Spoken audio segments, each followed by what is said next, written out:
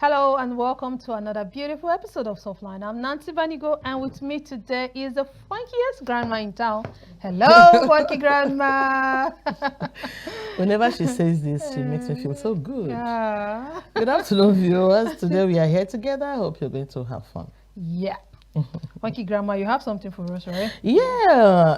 Actually, I saw a video where it was like, I saw it on YouTube. But the video came in from TikTok. Okay. About a young lady, a female driver in Lagos. You know, Lagos girls, all of them are doing a lot of stuff. Yeah, I tell you. Yeah, and I admire it so much. It's a long time I went to Lagos, and since then, the girls are still driving till now. It's really amazing. So she said she just stood and saw a passenger, a bus driver. That's what they said. They didn't say a taxi driver. That she just saw a passenger that said he wants to go to Lasso. She said, okay. And the guy hopped into the bus. And they started moving. And as they were moving, she said she noticed from her side mirror that he was fiddling with where the battery is, which is behind the driver's seat. Yeah, Okay. somewhere around there. Yeah, somewhere around there. I can't really, but somewhere. Then, now she now parked the car and came down and said, oh, God, what's happened? He started beating her up. But what baffles me in this story is where were other people? I don't know. Probably he was the only one in the car for him to be able to fiddle with the battery. Yes, definitely. But when he started beating her up, she came down from the bus. And, Oga, what happened? What did you do with battery? And he was angry and started hitting her. And that's where the story it did not go further, not explain. Other people came. And anyway, they said there are a lot of reactions on comments, but I did not have time to go look at that. Probably. But what is it? I am having women taxi drivers or women bus drivers. It's a common thing these days. We have quite a number of them here in town. Yeah. I remember one time I went to Abuja. The boat rider that came to pick me up from the hotel was a woman. Yeah, don't mind me. Was a woman, and so when she came, I was when she was talking to me, I was amazed. Like, even if I don't want it to go again, or even if the price is too much, or whatever I say, but the fact that the woman, I just have to, So I think there's this thing. Probably there should be some kind of policy to protect women, because I'm sure that guy tried to take advantage because she was a woman, So there should be some kind of policy to protect women who go into such job. Yeah, I mean they should, because if she was in an isolated place, what would have happened? I mean, why couldn't she even give him a slap? You stood there and the man was... She couldn't do more now. Probably the guy was way bigger or stronger than she was. And no passers, but there must have been passers-by that actually came and rescued her. Otherwise, maybe he would have still beaten her down and stole the battery. So would you advise ladies to go into such? Yes, let them do. Let them go ahead and do. Don't say women are lazy. Sometimes some men feel women are lazy. Some men don't want women to work. And when you have these crazy ones that really want to go away and doing something not usual, some men admire them in that. Some men actually admire them in that. Some want to say, what is this one doing? Want to show she knows how to drive. Because maybe you put me for road with man now, we do race, I will drive past the man. I know. Hey, I didn't even mention it. You that you're a rough rider. I don't know whether you're taking advantage of your age, because so that when they come down and see you, they say, oh, she's a grandma, let her be. But the way you drive on the road yesterday, I did something wrong. I did not notice a guy was coming behind me with a bike. I just reversed from a car road, and I just checked. I didn't see any car coming. I didn't know the bicycle. Yeah. It was right behind me. I didn't notice, and I just came out. Wow. Almost. Yeah. And I saw the guy. I said, wow, I'm sorry. I didn't see you. I zoomed. You took off before they changed their mind. I said, why? What mistake was that? Sometimes like it's a bicycle. Okay, now he's coming behind your boot. So you are looking at the side mirror and you're not noticing. Yes. Oh, that's why you should check the three mirrors. mirrors. So when I had that experience, I said, oh, I felt so bad. I said, if I had hit this guy. You know, there's this saying that women are more careful on the road than the men. I think so. I think so. Well, sometimes my son used to, when I tell him, don't do this, he say, Mommy, you do worse than this. I say, no, don't follow me. You don't know what is on my mind. Do your own. But when I say, don't do this, me, I might say, Father, and you're just looking at that's true. Your phone. It's just like women also in engineering and other. Whatever women set their hearts to do, they always do it. They always do it. Yeah, they always do it. So all right. I always encourage women, even especially those in Akwa Ibom that are coming up. Yeah, to take up more of this. Yeah. Taxi jobs and all that. Jobs. We are often told to treat our children equally. But what does it really mean when each child is uniquely wired with their own personality, strength, challenges? How do we balance, the need to nurture their individuality with the desire to give them the good or the best training we would want for each of them? All right, so today we are exploring the fascinating and sometimes challenging world of raising children with different personality. And joining us in this, to accomplish this, or to get this discussion in the right perspective, is the Reverend, I'm going to call her Reverend today, Reverend Kike Lomo David, also known as Pastor Kicks or Coach Kike, a seasoned administrator, education consultant, certified life coach, and entrepreneur who made a significant impact in the education sector and beyond as a respected thought leader and innovator. She's here to share her insight and expertise on how to effectively raise children with different perspectives. Let's dive into this very important conversation. Coach Kicks. Let me put Coach and the Kicks together. Yeah. How you doing, man? I'm doing well. Thanks for having me today. You're welcome, ma'am. I'm fine, welcome, thank you. Fine, I'm good. All right. Welcome. So let's dive into this conversation. It's a very big problem, especially for parents who have more than one child. You have like 5 children, some are introverted, some are extroverted, some they just display different personalities. And you as a parent, you're confused. You hear some parents saying, can't you just behave like your brother? Can't you behave like your sister? So how do we begin to recognize the different personalities in each child so that we can treat them as such?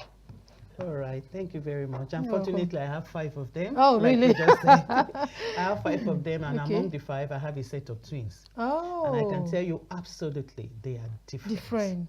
Their personalities, their likes, a lot of differences, And so for parents, I believe early observation, understanding the uniqueness of every child. Okay. Every child is unique. And so what do? One child at a time. Oh. That individuality. God didn't create all of us the same. You can imagine if everyone on earth, we are just the same, we act the same, we believe the same temperament, it will be boring. Variety is actually the spice of life. So having 5 children with different personalities, interests is actually fun, and it's also a big addition to the family. And so for me, I've experienced that with my children, and I've learned to deal with each person individually. And that has helped me. And I think early observation, like I said, while these children are growing up, you need to observe. Okay. And I want to advise parents, be very intentional. For me, parenting is intentional. It's not something you just dive into. If you want to succeed in anything, whether in school, in business, you must be very intentional. And you must be intentional about learning what it takes to succeed. So for me, parenting is something I actually had to study. I read a lot of books, I attend seminars, and I'm very intentional with each of my children because God has given me that responsibility to be able to help them to achieve their purpose, to fulfill their God-given purpose. And so early observation, early discovery of who each child is will help. Yes. All right. Well said. But that's going to be a tough one.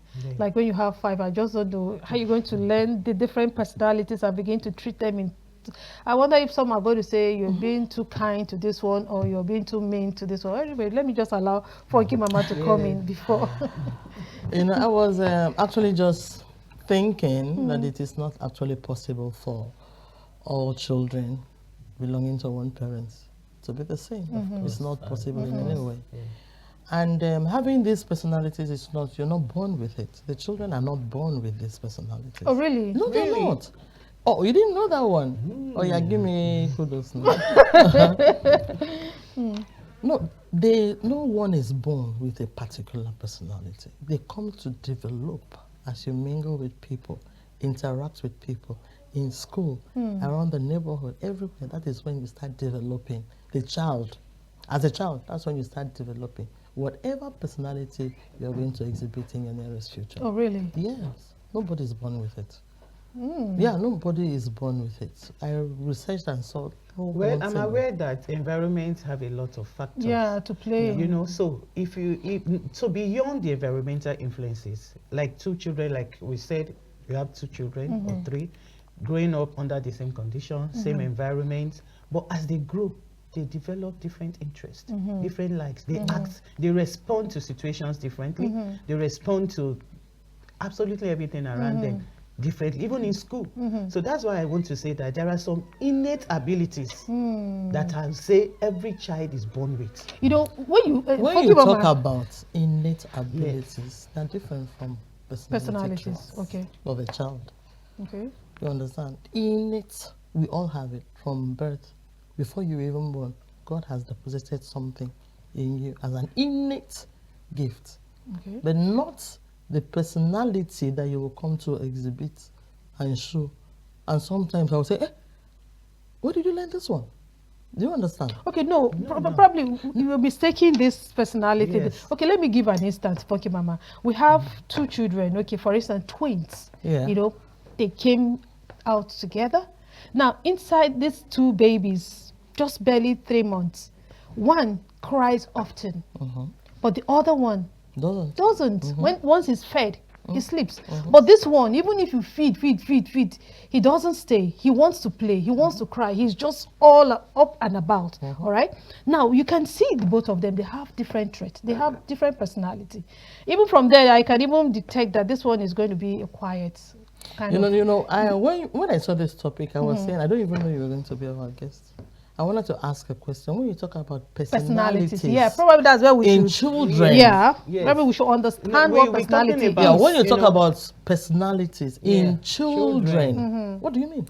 Okay, for me, it means how they handle situations, emotions, how they respond to situations. For example, when you correct them, how they handle when they are hungry. Like she said, two babies, one cries, the other, like my twins, one will always want to suck, the other one will just be calm. So for me, these innate abilities, form part of their personalities, their temperament, how they react to situations, how they handle emotions. When things come up, how do they respond? So that's what forms their personalities. And like I said, I believe that environment also have a lot of influence, apart from their natural abilities, their natural tendencies that we all have. Environment affects these personalities, the kind of school, the home they grow up, the environment they grow up. Like a child that grew up in a very reserved area, will respond to situations and will handle emotions differently from a child that grew up in maybe what we Nigeria would call face me and face you, and then the kind of school they go, the kind of people they relate with, and then the parenting styles of the parent, the belief system, the information they are exposed to. Maybe the kind of movies they watch, the kind of books they read. All this will have a factor, will add to the personalities of children. But naturally, there are certain tendencies that every human that being, is what I was saying. I agree totally with that. Some kids are outgoing, some are very reserved, some are just but quiet, growing up in the same environment. Yes, so that is innate, man. Yes, I know. Yes, I agree with you. I'm not disagreeing that at all. But what I'm trying to say is, when we talk about these personality traits, pragmatic, blah blah blah, colic, and all of that. Those ones are the actual personality traits about any human being. Yeah. And those ones are learned according to the growth of the child in his or her environment. There's a question that came up and said, does the school affect a child's personality trait? Absolutely. The school affects the child's personality in what way? Okay. You know, children have different learning styles. Okay. So if a child is a visual learner, for example, Okay. and a child goes to a school that he or she is not exposed to visuals that will help him to interpret information, that could affect the child. You know, because the child will not be doing well academically, and of course, when a child is not doing, and then that child now find himself or herself in a school where you don't do well, you are brought out and you are, you know, embarrassed, you are laughed at, shame, and all those things. It will affect the child. If a child is a strong-willed child, you know, strong-willed children, they want to have it their own way. They have a way of responding to how you give them instructions, and you don't understand these things. If the teacher or the school, as it were, does not understand these things, that could make that child either to withdraw, or, you know, or to overflow with emotions, because we have not really understand who this child is. So definitely, if a child finds himself in such a school, it's going to affect the personality of that child. So the child comes to school and it's so afraid to talk, because maybe a teacher has shut in himself, he shut the child down once or twice, you know. So the child is afraid to express himself or herself, you know. So definitely the environment, the school environment, has an influence. We will talk. I would rather encourage us to talk a bit about the positive aspects. You're talking about the negative. Yes. What about the positive aspect of the school? Yes. The school has a lot of influence, you know. I always say, if you want, whatever you want to go into, you must have a basic knowledge. Now you want to deal with children, and you're going to have different kind of children in that school. How much of child psychology do you know? How much of the developmental stages of children do you know? If you're going to run a school that takes care of 0 to 5, do you know the developmental stages? Things that goes with children at 3 years, what they're expected to do, how they react to things. Are you aware of it? If you're going to run a secondary school, a high school that you're going to be dealing with adolescents and teenagers, how much do you know about relating and handling teenagers? So knowledge is key when it comes to this. So if you have the knowledge and you understand this developmental stages, you understand the learning styles of children, of course it has a positive impact on the children, because you are now going to help those children, apart from discovering their personalities, you are going to help them to develop in a positive way, you know, that will help them to actually fulfill their purpose and be able to live a meaningful life. Okay. Yes. All right, so now let's go back to parenting now. As a parent, how would you acknowledge the different personalities of your children, all right, and begin to treat them in that light and make each of them not, you know, to be found wanting? Is there a way to balance it up? Absolutely. Of course, there is. Okay. Okay, like I said, early discovery. Okay. Be intentional. Celebrate the uniqueness of every child. Okay. Everybody, there's no one whose uniqueness is not unique. Let me say, uniqueness is not unique. You know. Yeah. You can have a child that loves to write. Okay. You can have a child that, like, let me give an example. I had a strong-willed child. One of my twins was a very strong-willed child. And I discovered that when she was 2-3 years, because you choose clothes for them to wear, and she says, I'm not going to wear this. This is what I would wear. Because strong-willed children, you know, they have a mind of their own. Okay. They always want to have it their own way. But there's a way to handle them. And so initially, a young parent, I didn't really understand this thing. And I would like shout, you are stubborn, you know, you still want to spank that child at that age, you know, until I got to hear their strong-willed child. And I'm like, when they describe that strong-willed, or who a strong-willed child is, I could see my child, you know. So I started studying. I started learning how to handle her. And so rather than give her a command, you're going to wear this, I started helping her to make choices. Okay, will you like to wear this, or will you like to wear this? Instead of saying, you are doing your own work now, I could say, are you doing your own work now, or you want to do it 30 minutes after?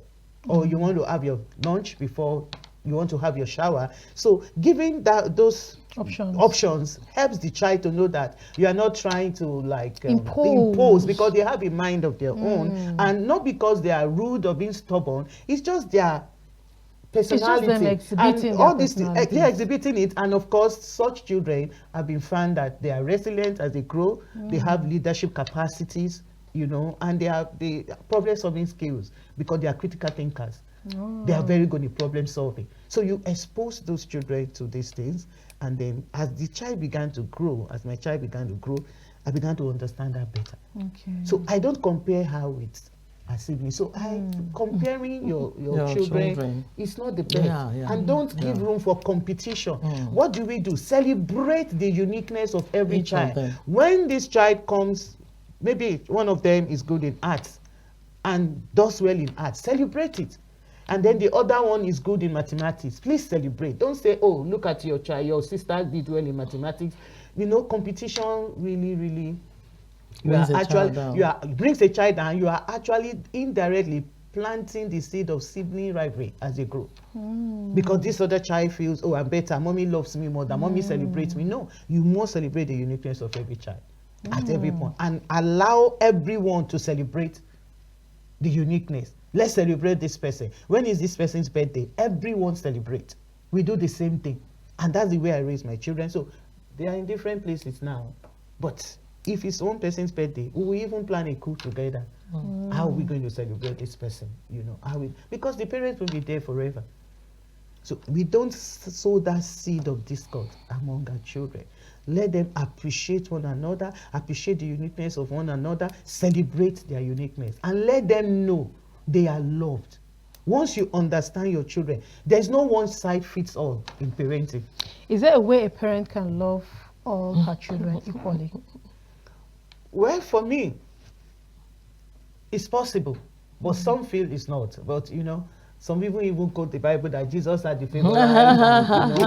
Yes, you know, as a parent, you might have soft spot for a particular child in certain area, maybe because of what that child has done at some point or the other, or you know how much that child shows love. You know, of course, when a child loves so much and gives so much, they say to whom much is given, much is expected. You know, so if a child loves so much and is so different, cares more for the parent more than the other, that tendency is there that a parent will tend to show more love than the other.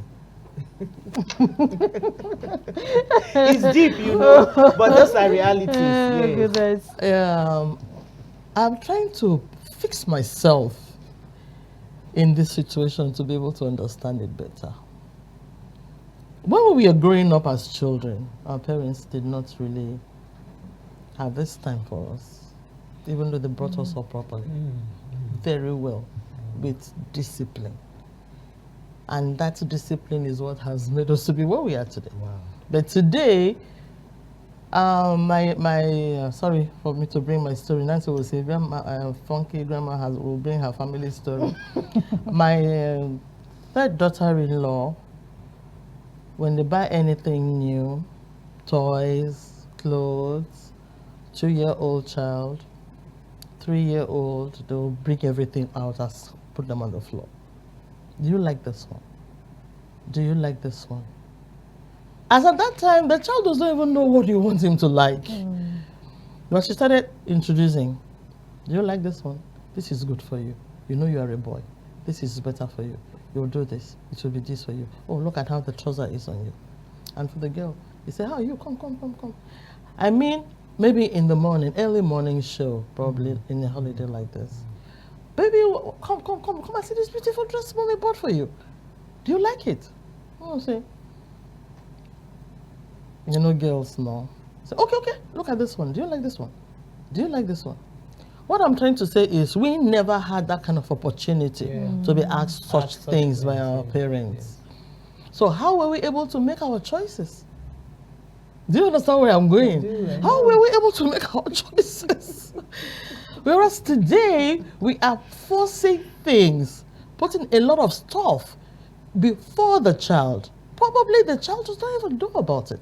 The child does not even understand. But we push. This one is good for you. This one is good for you. And the child grows up with that. And the child goes to school. I'm in the secondary school system. And we see a lot of reactions from these children. Especially those that parents have really pampered. And they don't want to hear anything. They want what they want. It is even better in the public sector than the private sector. Yeah. The fight, they beat the teacher. This is what I want. I told my mom, he said so.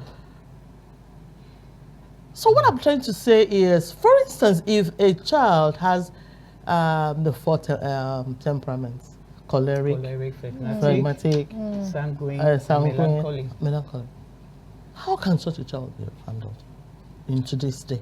A child has those four. How can such a child be handled by the parents? Wait, I don't think any child will have the four at the same time. Yes, two, but one will always be predominant. Yes, one will always be I'm not saying the four will be the same at the same level. One might be very dominant, the other one a little percentage, but it's exhibiting the entire four. At one point in time or the other. Not at any time met a person that is the same, all the four at the same time. I'm aware of two. But one will still be very predominant, you know. And I feel most times the one that is predominant, you know, the weaknesses of that one, then the second one takes care of the weaknesses of that predominant one. Like a choleric, you know, a choleric is always an authoritative person. You want to have it your way. You give instructions. They are always perfect, you know, perfection is what I'm a choleric, you know. But balance it with being a sanguine, because a sanguine is, you know, you are flexible, you meet up, you are the life of the party. So I believe when someone has the second one helps to take care of the weaknesses of the one that is predominant. Yes. And like I said, understanding these things, having a knowledge of this matter as a teacher, as a parent. Who is a choleric? What are the strengths of a choleric? What are the weaknesses of a choleric? Who is a phlegmatic person? What are the strengths and the weaknesses of a phlegmatic person? What of a melancholy? You must understand these things, and then you'll be able to be flexible in your parenting. Like I said earlier, there is no one size fits it all in parenting. All right, let's talk about sibling relationship, because that's another major problem in the family. How can siblings with different personalities, and how can the parents encourage, you know, a very good relationship among siblings with different personalities? Okay, allow every child to participate in whatever you're doing. I will encourage teamwork. You can come up with activities that everyone has a role to play, different roles, to achieve a common goal. And then when you achieve that goal, celebrate everyone's contribution. Don't let this person feel, oh, I'm the best, or it's only this person that did it. So we come up with different activities, and it's okay. While we are preparing for Christmas, you are very good in decoration, so you are going to take care of the decoration for us. While this person, okay, what meal? You are very good in meals, so what meals are we cooking? Plan the meal, you know. So allow everyone's uniqueness to come into the family, and give everybody a task that will celebrate that talent, that area. They're very good. And then appreciate everyone openly. When one person does well, appreciate. Avoid correcting them in the presence, especially the senior siblings, in the presence of the junior ones. Seriously? You know? Yeah. You know, I have talks with my children. You have done well, see me in the room. So I talk with you. I correct you. It tends to, because, you know, children will always be children. By the time you are correcting the senior ones in their presence, tomorrow they might want to they will definitely disrespect them or mention or make a reference. Would that not also be a kind of lesson, you know, for the child to also remember, oh, my siblings might, you know, do this against me, let me not do this, you know? Is that not a form of corrective measure? Like if that is done before in front of the younger ones? Yes, you can, but I'm saying that, you know, there are deep things that you might not be able to. The child, you know, that can even reduce that child, especially if you even have people that are living with you that are not your biological children, and you want to correct that particular child. you can correct the child, but in the general discussion, you can make reference. Okay. You know, everybody learns from this lesson, but you don't ridicule a child in the presence of other. Let me use that word. Okay. Not just correcting the Okay. same, but ridiculing a child in the presence of others. Okay. Yes. What All right, about let's encouraging? What about encouraging the child in the presence of others? And I've said that earlier, that you Okay. need to celebrate Okay. wins. Celebrate Okay. their wins. Okay. All right, let's Encourage take them, yeah. some few tweets to see if we can change the trajectory of our discussion a little. There's this tweet here from Bitsep. He said, "I think gentle parenting is widely determined by your children's personality and character. Some kids can't be gentle parented, whether you like it or not. With my daughter, I can be a gentle mom because she listens by talking through things with her. My nephew was a different story. So you can be a gentle parent to some children and then be a tough parent to the others." All right. And then this one says, having lots of kids is good for kids. They learn how to get along with the different personalities. They know the world doesn't revolve around them. My oldest can rock an infant to sleep and change a diaper. He's 11. The most intolerable adults I know were an only child. And then we'll have this one says, if you have more than one kid, try making time to hang out with them individually. They are completely different human beings without their siblings around to compete with them.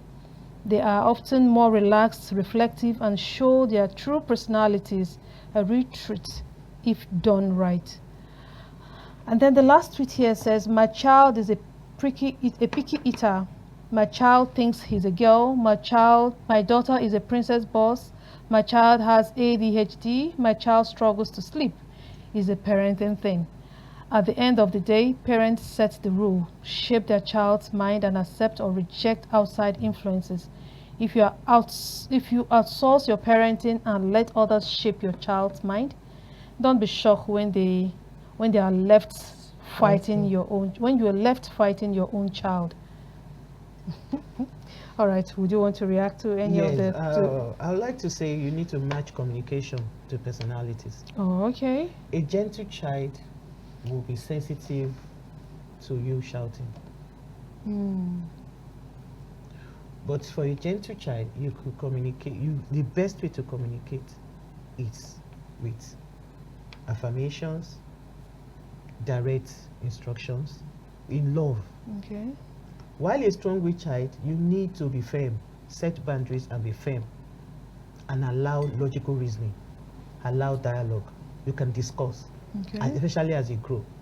Okay. You know, like Funky Mama said that there are children that they grow up, their parents are always the one making choices for them, and then they grow up, they still like, this is what my mom said. So the ability to be able to, they keep it on. At some point, as parenting, as the children grow, there are certain stages of their life you don't need to begin to make choices for them. Allow them to give them guided instructions and allow them to make choices. Okay. You must balance this thing. You know, if you keep giving, oh, this is the best thing to do, there's a time you won't be there. Yeah. And then how are these children able to reason on their own? On their own. How are they able to? So logical reasoning, especially for a strong-willed child, allow logical reasoning, because the strong-willed child really want to know the why. Why do you want me to wear this? Why, you know? So you always give reasons to rules, and once they understand it, you find out that they will be the most compliant among your children. So I would say you need to match your communication with personalities, match your parenting style with personalities of your children. Don't use that one size fits all for all the children. All right, thank you, Mama. You want to comment? Yeah, I just remember there was a time we had a show here. I can't actually remember what the topic was, but I was trying to encourage our viewers and our guests here that it is very, very important to admonish your children individually, like you were trying to say earlier. Not actually before every other person or this junior and the senior siblings together, and you start saying you shouldn't have done that, why did you do it, and all of that. You know, when a child is actually very, very good, it is very important to encourage that child, even inside. Come and see me in the room. Oh, you're very good at that. Come to the room. Oh, you're very good at that. Those outside here, come to the room, but they don't know what you're going to talk about. Yeah. Do you understand? So what I want to ask actually is this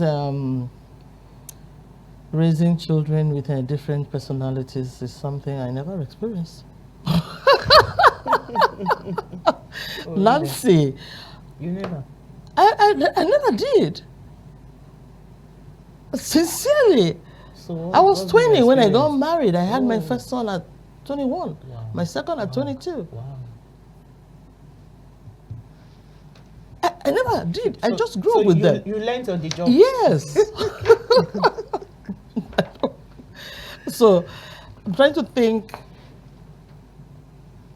trying to see what the child is, the child's personality or temperament, and trying to liaise and trying to see how it can fit in the child's way of life.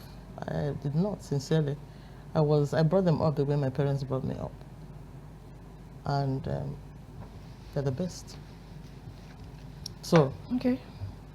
but I'm interested in this because I will also help some people that come for counseling to get, we're having a lot of problems with children these days. Yes, absolutely. You didn't have problem with your children, Yes. so that's why it didn't really matter. Yeah. But like we've heard some of the people Yeah, that a lot. in the street, Yeah. there are people when you have some certain complaint, you know that you need to actually understand. Yes. This. All right, And but know then, how to you know, balance it. let's now look at it, the different kind of problems parents with children Yeah. with different personalities. What are those common problems they do or challenges they do face?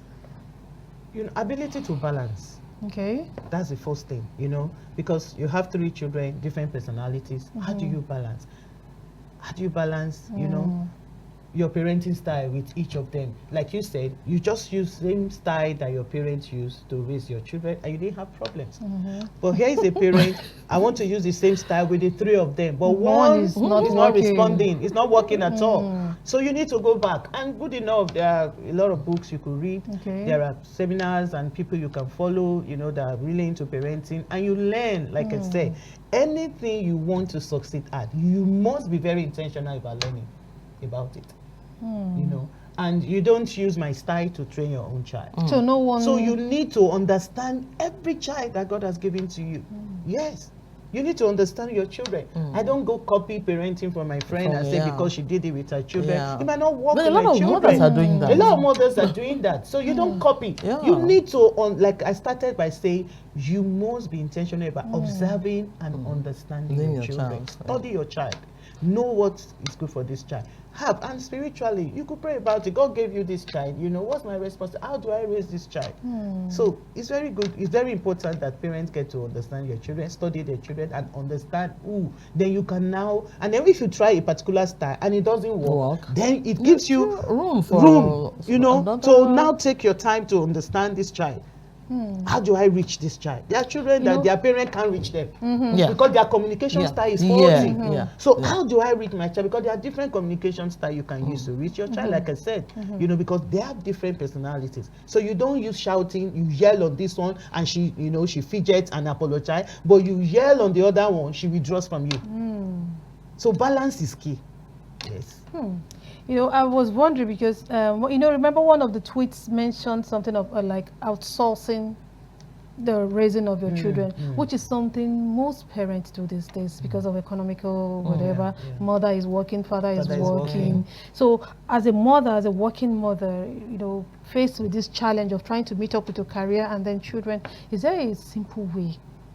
Is there a simple parenting style that can favor all the personalities children can have? You know, like I said, you do as occasion serves you, and to meet the needs of every child, you have to be flexible in parenting.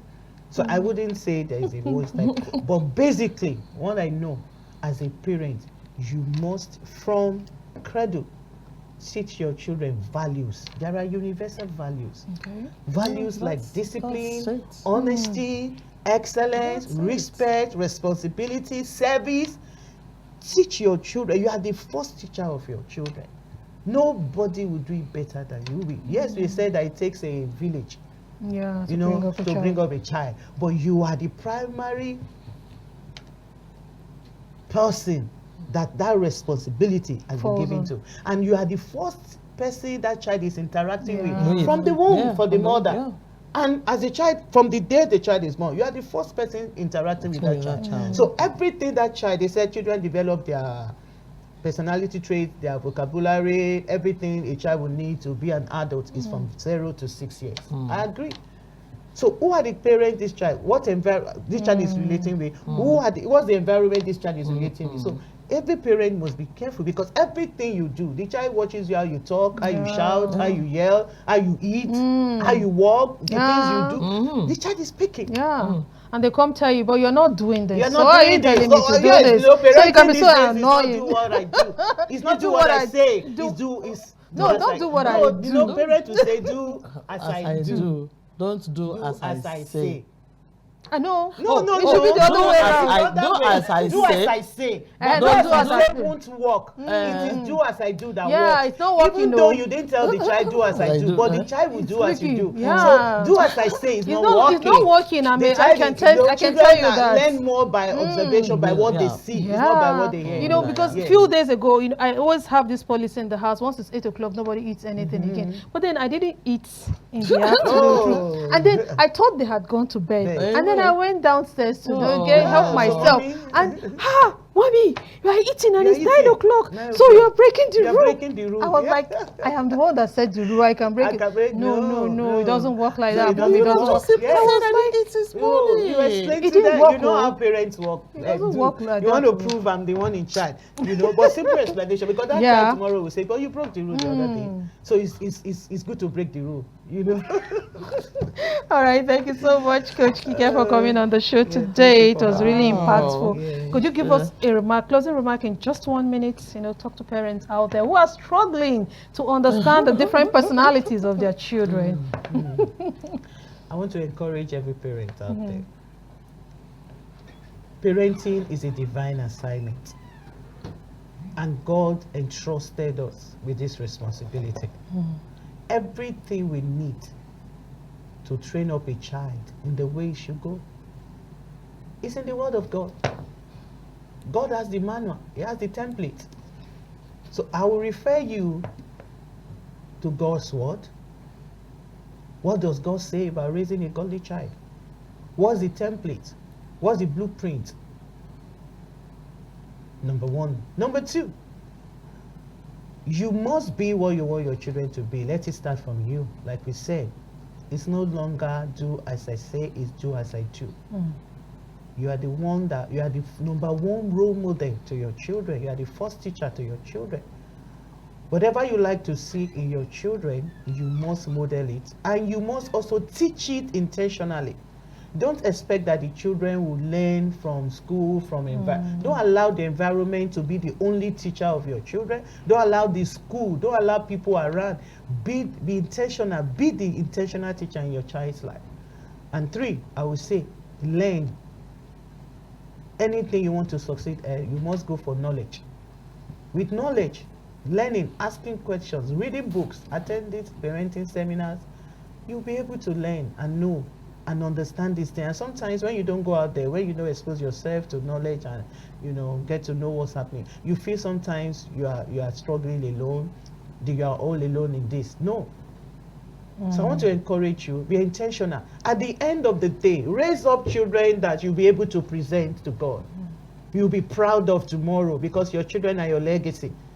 Raise up children that at the end of the day, when they grow, when you see them, when they leave you, you'll be proud that you raised such children. And lastly, I will say, 3 major things you should give to your children. Show them God, the way to God. Number 2, give them good education. Number 3, give them a good name. A good name is better than riches. That any door your children knocks, by the time they mention their name, because of your name, doors opens to them. Thank you very much. Thank you so much, Thank you. Reverend Kike. Just because we so many, and I'm enjoying all of them. Thank you. You're welcome, man. All right, so as we wrap up today's conversation on raising children with different personalities, we hope you've gained valuable insight and practical tips to support your child's unique spirit. Remember, every child is a precious gift, And embracing their individuality is key to helping them thrive. Thank you to our guest, Reverend Kike Lomo David, for sharing her expertise and experiences. Until next time, stay curious, stay compassionate, and keep celebrating the diversity of your child's personality. All right, from all of us here is bye-bye. Bye.